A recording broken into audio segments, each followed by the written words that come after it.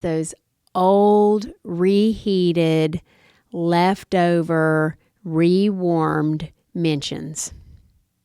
This happens to be a real pet peeve of mine.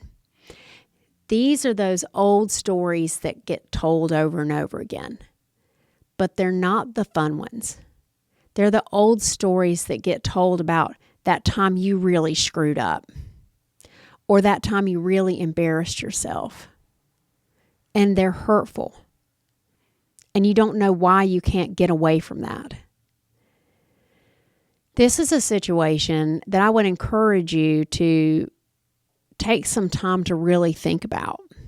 If there's a story that you keep hearing over and over again, and you've done your amends, and you've made your apologies, and you've even shifted your behavior, and that same story comes up again, maybe even by the same person, it is okay to take that person aside and not only not pick up the drama of that gift, but lay some truth out for yourself. I know I had this situation with a person in my life that I love very, very dearly. And I did something years ago that really made her upset. And I apologized at the time, but for about the next 5 years, that person brought that up.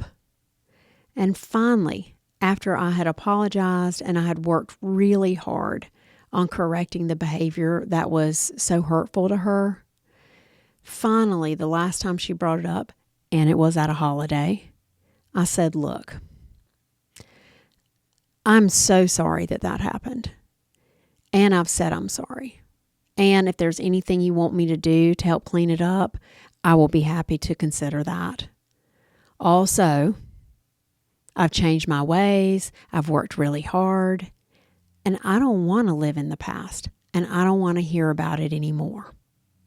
I'm just not going to have that conversation. And it stopped. Now, I don't know that it will always stop. But I know I was true to me. And I know that I stopped taking the blame and the shame and the drama that person kept trying to gift me. This holiday season, recognize those patterns for what they are. Recognize the passive-aggressive digs.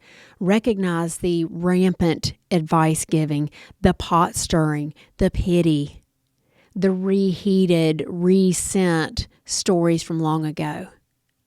You do not have to pick that up.